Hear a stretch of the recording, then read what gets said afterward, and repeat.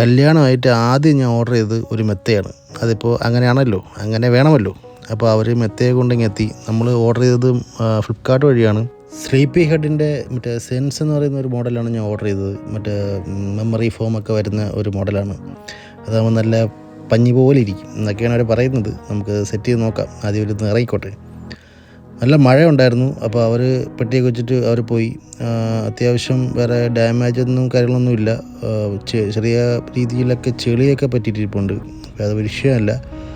നമുക്കിത് അപ്പോൾ അൺബോക്സ് ചെയ്യാനുള്ള പരിപാടി നോക്കാം. മെത്ത വരുന്നതിൻ്റെ ഭാഗമായിട്ട് റൂമൊക്കെ ഒന്ന് ജസ്റ്റ് ക്ലിയർ ആക്കി ഇട്ടിട്ടുണ്ട്. പക്ഷേ എന്നാലും ഒരു വന്നപ്പോൾ വീണ്ടും ഒന്ന് ജസ്റ്റ് ഒന്ന് തുടച്ചിട്ടതേ ഉള്ളൂ. അപ്പോൾ ഇതാണ് നമ്മുടെ സ്ലീപ്പി ഹെഡ് സെൻസ് എന്ന് പറയുന്ന മോഡൽ.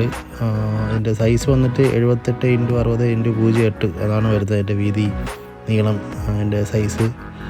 ഫുൾ മെമ്മറി ഫോം എന്നാണ് അവർ അവകാശപ്പെടുന്നത്. പക്ഷേ സംഭവം കൊള്ളാം. ഞാൻ കിടന്നു നോക്കിയതാണ്. ശരിക്കും നല്ല വെയിറ്റുള്ള സംഭവം തന്നെയാണ്. ഇവിടെ ഇങ്ങനെ പെട്ടിക്കകത്ത് അടച്ചു പൂട്ടി നല്ല ഇതായിട്ട് വെച്ചിട്ടുണ്ടെങ്കിലും ഈ സാധനം നല്ല വെയിറ്റാണ്.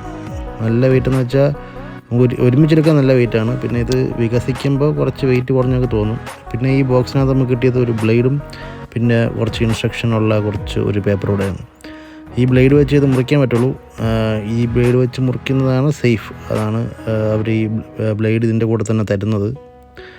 പിന്നെ ഒരു വെൽക്കം കാർഡാണ്. Welcome to sleepy head community. ഒരു കമ്മ്യൂണിറ്റിയൊക്കെ ഉണ്ട്.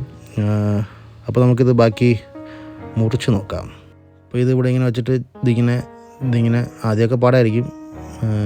ഇങ്ങനെ കട്ട് ചെയ്യുക. ആദ്യം കുറച്ച് കഷ്ടപ്പെട്ടു. എന്നാലും കുറച്ച് കഴിഞ്ഞപ്പോൾ അത് സെറ്റായിട്ട് കട്ടായി വന്നു.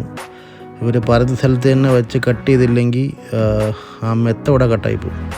അപ്പോൾ ജസ്റ്റ് ഒന്നത് കയറുന്നതിൻ്റെ ഒരു വിഷയമേ ഉള്ളൂ. ബാക്കി കയറി കഴിഞ്ഞാൽ പിന്നെ നന്നായി സ്മൂത്തായി പൊക്കോളും.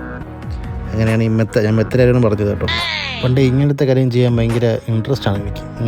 ഇങ്ങനെ പൊട്ടിക്കുക, അല്ലെങ്കിൽ മറ്റേ സംഭവം കൊച്ചുപിള്ളേരൊക്കെ പൊട്ടിക്കില്ലേ, മറ്റേ ബബിൾസ്, പ്ലാസ്റ്റിക് ബബിൾസ്, അതുപോലത്തെ ഒരു സാധനമാണിത്. ഇങ്ങനെ പൊട്ടുമ്പോൾ അതിങ്ങനെ കീറി പോകുമ്പോൾ നല്ല രസമാണ്. Satisfaction level high. ഏകദേശം അത്യാവശ്യം കട്ട് ചെയ്ത് വെച്ചിട്ടുണ്ട്. ഇത് ജസ്റ്റ് ഒന്ന് തുറക്കാനുള്ള രീതിയിൽ ഇങ്ങനെ കട്ടാക്കി വെച്ചിട്ടുണ്ട്.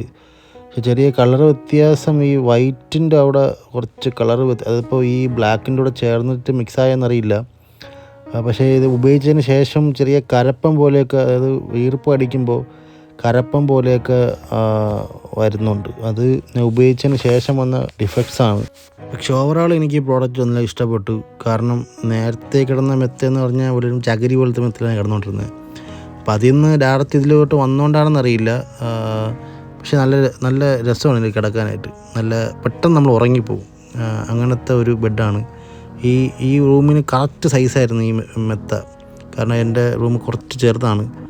അതുകൊണ്ട് തന്നെ നമ്മൾ ഇനി ഈ മെത്തയുടെ അളവെടുത്തിട്ട് വേണം കട്ടിൽ ഇത് ചെയ്യണം. നമ്മളൊരു റിലേറ്റീവ് കട്ടിൽ ചെയ്ത് തരാമെന്ന് പറഞ്ഞിട്ടുണ്ട്. അപ്പോൾ ഇതാണ് ഇതിൻ്റെ പില്ലോസ് ഇങ്ങനെയാണ് വരുന്നത്. വേറൊരു കവറിൽ ഇങ്ങനെ കട്ട് ചെയ്താണ് വരുന്നത്. ഞാൻ ഒരെണ്ണം എടുത്ത് ഇപ്പോഴേ മാറ്റി വെച്ചിട്ടുണ്ട് എൻ്റെ പ്രിയതമയ്ക്ക് വേണ്ടിയിട്ട്. ബാക്കി ഒരെണ്ണം വെച്ചാണ് ഞാൻ ഇപ്പോൾ അഡ്ജസ്റ്റ് ചെയ്യാൻ പോകുന്നത്. ഇതിൻ്റെ പില്ലോയും നല്ല പുളിയാണ്. നല്ല കൂളിംഗ് മെമ്മറി ഫോം എന്ന് പറഞ്ഞിട്ടാണെന്ന് തോന്നുന്നു ഇതിനകത്തുള്ള സംഭവം വരുന്നത്. ഇത് ഈ കവറിൽ നിന്നിങ്ങനെ പുറത്തെടുത്തിട്ട് കുറച്ച് നേരം കഴിയുമ്പോൾ ഇതിങ്ങനെ പെരുമ്പാമ്പ് വിരിയും കണക്ക് വിരിയും. ഇതാണ് ഇതിൻ്റെ കവറ്. ഓവറോൾ നല്ലൊരു മെത്ത തന്നെയാണിത്.